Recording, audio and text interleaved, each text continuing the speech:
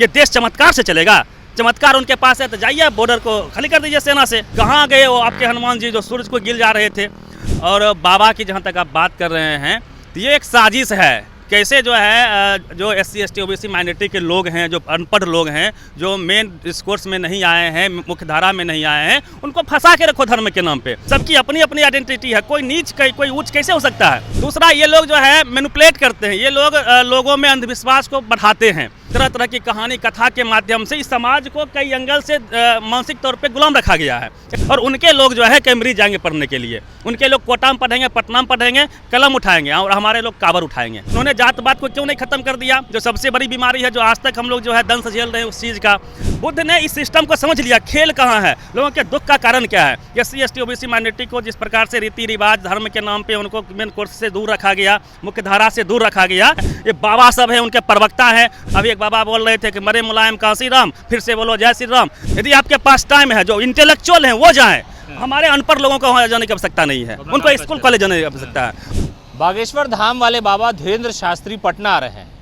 उनका जो प्रकरण है, जो कलाकारी है, उसको लेकर बहुत सारे विवाद हुए, लेकिन इन दिनों विवाद इस बात को लेकर है कि बाबा आखिरकार पटना आ क्यों रहे हैं। लेकिन आने के बाद एक दूसरा सवाल ये है कि जो दलित पसमानदा लोग हैं वो बाबा के जाल में फंसते हैं, और बड़ी संख्या उनकी ही होती है। यानी लोगों का ये इल्ज़ाम है कि जो स्वर्ण जातियों के लोग हैं, जो लड़के हैं, वो UPSC BPSC Cambridge, Sydney, Australia और IIT खड़गपुर इस जगहों पर पढ़ते हैं, लेकिन जो गरीब तबका के लोग हैं वो धर्म के शिकार होते हैं। हमारे साथ एक दलित एक्टिविस्ट भी है और दलित मामलों को लेकर के अपने लोगों को जागरूक भी करते रहते हैं। क्या शुभ नाम हुआ आपका? आप पत्रकारिता भी आप करते हैं, और ये जो बाबा आ रहे हैं उसको लेकर के आप क्या देखते हैं? पहले अपना परिचय दीजिए आप। मेरा नाम रवि मेहता हुआ। बेसिकली मैं बेगूसराय से हूँ और लगातार लंबे समय से दलित चिंतन के तौर पे या फिर जो भी स्थिति परिस्थिति है देश में उसको लेके हम लोग अक्सर बोलते रहे हैं, लिखते रहे हैं, पैसे से पत्रकार भी हैं। और बाबा की जहाँ तक आप बात कर रहे हैं तो ये एक साजिश है। कैसे जो है जो SC ST OBC माइनॉरिटी के लोग हैं, जो अनपढ़ लोग हैं, जो मेन डिस्कोर्स में नहीं आए हैं, मुख्य धारा में नहीं आए हैं, उनको फंसा के रखो धर्म के नाम पे। और उनके लोग जो है कैम्ब्रिज जाएंगे पढ़ने के लिए, उनके लोग कोटा में पढ़ेंगे, पटना में पढ़ेंगे, कलम उठाएंगे, और हमारे लोग काबर उठाएंगे। ये साजिश है। और मैं बाबा का मैं इतिहास बता दूँ। इनको आप आर्थिक तौर पर, इकोनॉमिकली यदि आप एनालिसिस करते हैं तो एक दिन बाबा आएंगे या 3 दिन 4 दिन आएंगे, लाखों लोग को बैठाए रखेंगे। उस दिन आपका प्रोडक्शन की क्या होगा? उतने लोग तो काम छोड़ के बैठेंगे, उससे देश आगे बढ़ेगा क्या?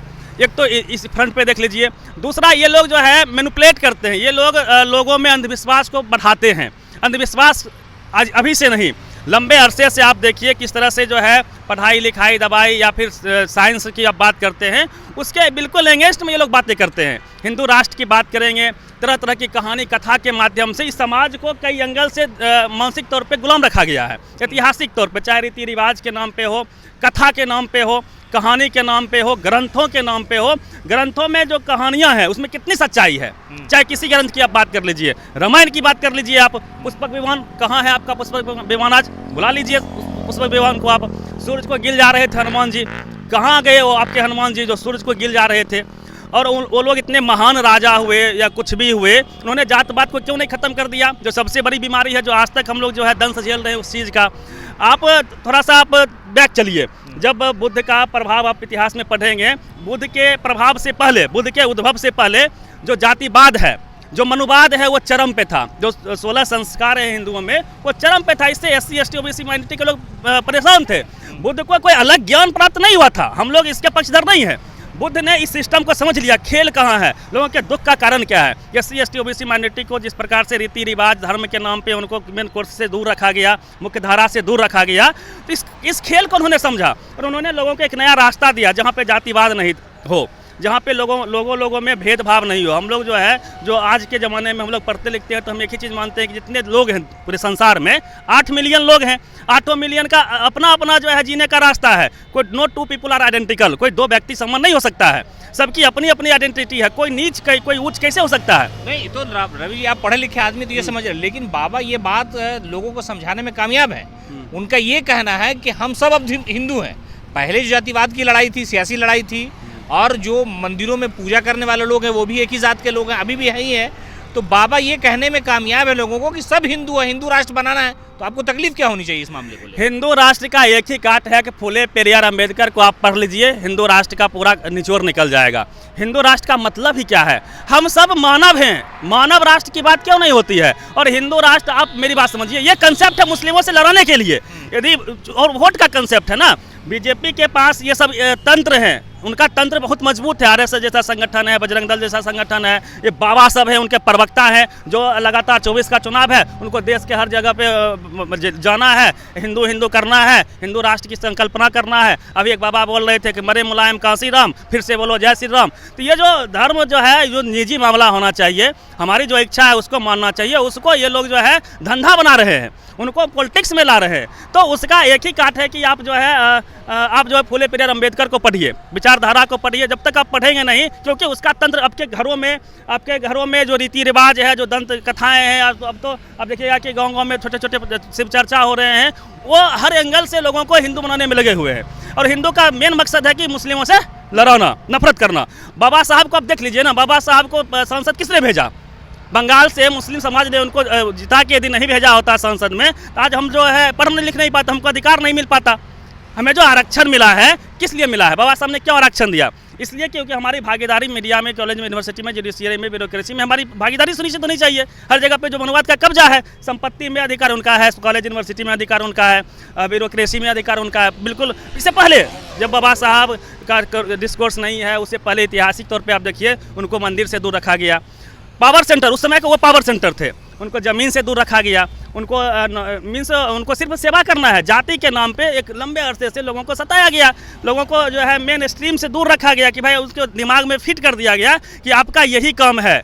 आप जो है पैर से पैदा हुए हैं, पैर से कहीं पैदा हुआ है लोग, हम मुख से पैदा हुए हैं, कोई भुजा से पैदा हुआ है। तो ये सब जो कहानी है ना, इस पर एक बड़ा डिस्कोर्स, एक बड़ी इंटेलेक्चुअल की बैठक होनी चाहिए, इस पर बातचीत होना बेहद ज़रूरी है। और ये इसका समाधान या आस्था मैं नहीं मानता हूँ। आस्था जो है वो निजी चीज़ है। हमारी आस्था कलम में, पढ़ाई में होनी चाहिए। आस्था की आप बात करते हैं, लोगों को मुंडन कराने में आस्था है, लेकिन अपने बच्चों को पढ़ाने में आस्था नहीं है। मृत्यु भोज कराने में आस्था है, लेकिन उनको बच्चों को पढ़ाने में आस्था नहीं है।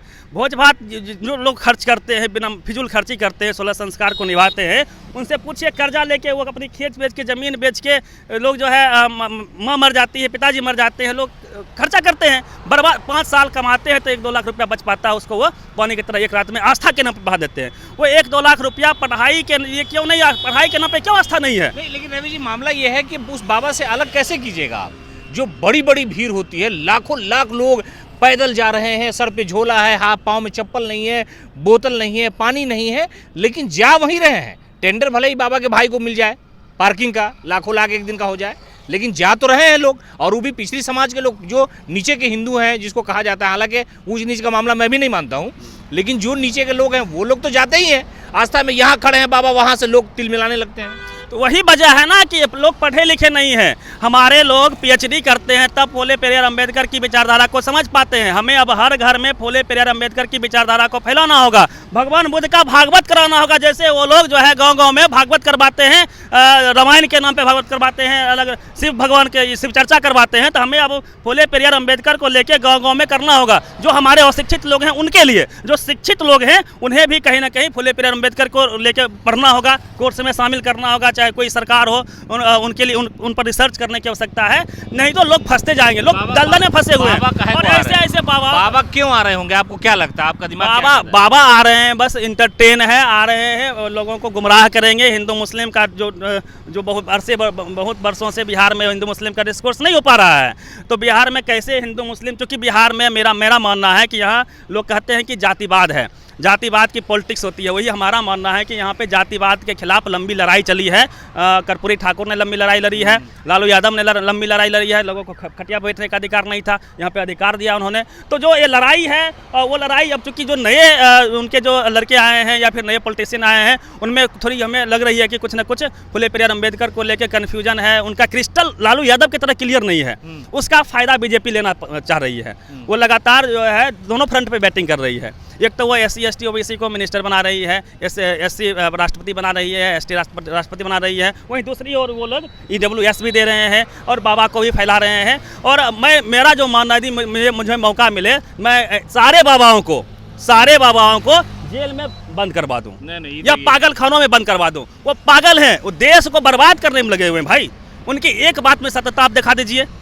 भगवान से वो रावण से बात पत्रकार तो गए थे ना, पत्रकार गए थे, उन्होंने तो पर्ची बनाया, बाप का, दादा का, चचा का, मामा का, सबका नाम बता दिया। तो मनीष कश्यप का भी तो बताया, मनीष कश्यप का इतिहास बताया ना, वो भविष्य कहाँ चला गया मनीष कश्यप?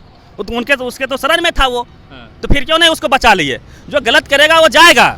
और ऐसे ऐसे बाबाओं के फेर में पड़ने की आवश्यकता नहीं है हमारे लोगों को। आप चाइना को देख लीजिए, चाइना में कहाँ बाबा प्रवचन कर रहे हैं। आप बड़े बड़े कंट्री में जाइए, कहाँ बाबा प्रवचन कर रहे हैं। सब लोग काम में लगे हुए, आविष्कार में लगे हुए। हमारी ताकत, हमें कलम तेज करने की आवश्यकता है। उसका तो बोले हैं कि चाकू को तेज कीजिए, तो बोले साध्वी पर गया कि चाकू तेज कीजिए मुसलमानों को मारने तो वो सवर्ण लोग चाकू तेज करे, और हमारे लोगों का कहना है, हम अपने लोगों से कह रहे हैं कि आप कलम को तेज कीजिए। बाबा साहब ने बताया जो पढ़ेगा लिखेगा वही आगे बढ़ेगा। शिक्षा वह शेरनी का जो दूध है, जो पिएगा दहाड़ेगा। तो शिक्षा पिलाने की आवश्यकता हमारे लोगों को, उनका चन्ना अमृत पिलाने की आवश्यकता नहीं है, आशीर्वाद की कोई आवश्यकता नहीं है।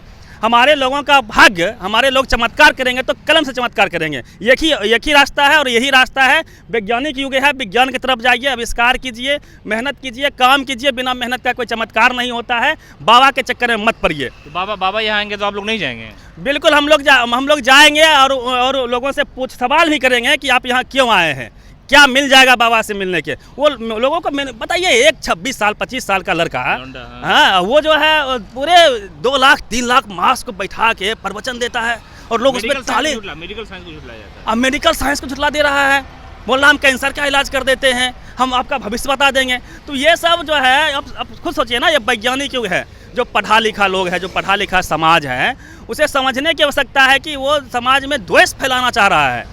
तो ऐसे बाबाओं को बैन लगाना चाहिए। प्रवचन करना है, अपने घर में प्रवचन कीजिए, आप अपने लोगों में कीजिए, हमारे लोग को बदनाम मत कीजिए। आज देश बदनाम है सिर्फ मनवाद की वजह से। आज जहाँ जहाँ मनवादी जा रहे हैं, पूरे वर्ल्ड में ये लोग जातिवाद फैला रहे हैं। अभी अमेरिका में बना है ना, अभी अमेरिका में बना है जातिवाद के खिलाफ कानून। वहाँ जातिवाद कौन ले गया? जाति वहाँ तो लिंग के, वहाँ तो रंग के आधार पर भेदभाव था, वहाँ तो जातिवाद नहीं था।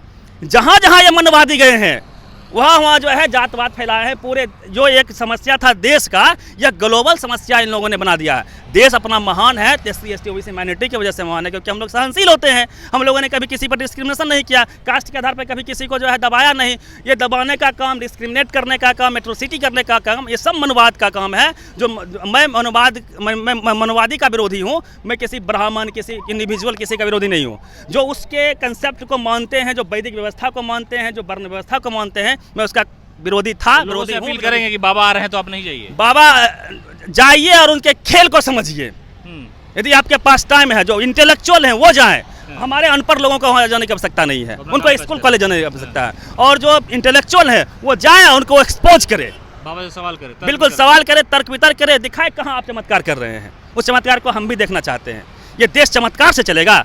चमत्कार उनके पास है तो जाइए, बॉर्डर को खाली कर दीजिए सेना से, खुद PM बन जाइए, दुख दर्द दूर कर दीजिए, हवा छूमंतर कर दीजिए, साफ दे दीजिए, जातिवाद खत्म हो जाएगा एक बार में। जो हजारों हजार साल की बीमारी है हम अपने यहाँ, सबसे बड़ी बीमारी है। तो कहीं ना कहीं ऐसे ऐसे बाबाओं को एक्सपोज करने की आवश्यकता है।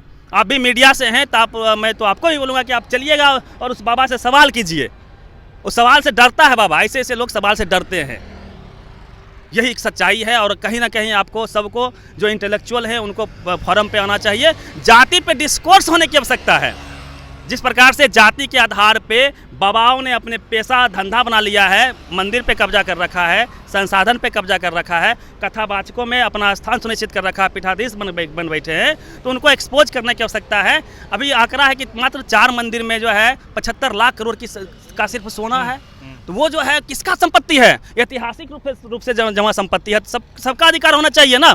उससे यूनिवर्सिटी बनाइए। एक यूनिवर्सिटी यदि बनती है तो उससे लाखों लोग पैदा होंगे, जो इंजीनियर बनेंगे, डॉक्टर बनेंगे, प्रोडक्शन करेंगे, देश विकास होगा, विकसित देश बनेगा अपना। कि बाबा मंदिर में घंटा डलाने से एक मंदिर बनता है तो वहाँ भिखारी पैदा होते हैं, वहाँ अंधविश्वासी ढोंगी पैदा होते हैं, नफरत करने वाले लोग पैदा होते हैं, जो धर्म के नाम पे, जात के नाम पे आपको मार देंगे। ऐसे ऐसे लोग पैदा होते हैं। तब चाहते क्या देश में कौन पैदा हो? अच्छा, बाबा की 2-3 कलाकारी है। बाबा सबसे पहले पीछे बैठे हुए लोगों का नाम बताते हैं। इसको आप कला मानते हैं, सुहानी शाह जैसा, या बाबा सिर्फ उतना ही जानते हैं जितने में लोगों को फंसाया जा सके? अरे वो सब फेसबुक, यूट्यूब, बहुत सारा सोशल साइट है, उसका तंत्र है। अब बताने से क्या, किसमें हमें 10 लोग खड़ा कीजिए जो बता ही दिया तो उसके जीवन में परिवर्तन क्या, कितना को नौकरी मिल गया, रोजगार मिल गया, कौन आईएएस बन गया, कौन कलेक्टर बन गया, कौन साइंटिस्ट बन गया, और उसमें दम है तो मशीन बना दे, ऐसा जो है साइंस टेक्नोलॉजी का मशीन बना दे कि हम यहीं से जो है चाइना को या फिर सबको जवाब दे दे। अच्छा, एक आखिरी सवाल, बाबा लगातार हिंदू राष्ट्र की मांग करते रहे और खुलेआम उन्होंने कहा है, खालिस्तान की मांग हुई, कोई पाकिस्तान की मांग करता है उस पर देशद्रोह का मुकदमा लगता है। अभी खालिस्तान वाला मामला आपको पता है, गिरफ्तार किया गया और वहाँ आसाम ले जाया गया जेल में। बाबा पर कार्रवाई होनी चाहिए इस मामले में कि देशद्रोह का मुकदमा उन पर दर्ज हो। ये लड़ाई लंबी है, वैचारिक है, हमें उसके लिए तो जो कानूनी लोग हैं वो आपको बताएंगे कि क्या सेक्शन है, क्या होना चाहिए, और निश्चित रूप से होना चाहिए। सरकार चूंकि उनके साथ में है, उनका असिस्टेंट है, उनको प्रोटेक्शन दे रही है, तो वो तो जेल में नहीं जाएंगे चाहे वो कुछ भी बोल दे। साधी परियां बोले ना, चाकू तेज करो, कहाँ चली गई, तो वो अभी नहीं जाएंगे, जेल नहीं जाएंगे। हमारे लोग फिर भी मैं उनसे अपील करता हूं कि हिंसा की आवश्यकता नहीं है, आप उनसे तर्क कीजिए। वैचारिक लड़ाई है, इसे विचारों से लड़ना होगा। आपको आर्थिक तौर पे, राजनीतिक तौर पे और मानसिक तौर पे आपको कहीं ना कहीं मजबूत होना होगा और ऐसे ऐसे मनोवादियों को टक्कर देना होगा। बहुत शुक्रिया। ये थे हमारे साथ रवि मेहता, जो पेशे से पत्रकार भी हैं, दलित एक्टिविस्ट भी है। इनका कहना है कि जिस तरह से बाबा ढोंग कर रहे हैं उससे लोगों को गुमराह किया जा रहा है। कोई ऐसी टेक्नोलॉजी नहीं है जिससे विकास किया जा सके, और बाबा बगैर टेक्नोलॉजी की बात करते हैं, धर्म की बात करते हैं, आस्था के नाम पर लोगों को फंसाते हैं। जबकि हकीकत यह है कि अम्बेडकर को जिन कौम के लोगों ने संविधान सभा के लिए चुनाव में जिताया, अगर बाबा साहब नहीं होते तो शायद आज कलम पकड़ने की भी हिम्मत नहीं होती। इसलिए बाबा साहब के जो भी लोग हैं, मानने वाले लोग हैं, या जो लोग देश के बारे में, समाज के बारे में अच्छा सोचते हैं, उन्हें इस तरह के बाबाओं से, या किसी भी धर्म में, मौलवी हो, पंडित हो, कोई भी जो धर्म का सहारा लेकर के लोगों को गुमराह कर रहे हैं, ऐसे लोगों के खिलाफ बिगुल फूंकना चाहिए। आपकी क्या राय है? बाबा धीरेन्द्र शास्त्री राजधानी पटना आ रहे हैं, इन्होंने अपील की है कि ऐसे लोगों को नहीं जाना चाहिए। जाए, पढ़े लिखे लोग जाएं और जा करके बाबा से सवाल जवाब करें, इसलिए कि बाबा को सवाल और जवाब से बड़ी तकलीफ होती है।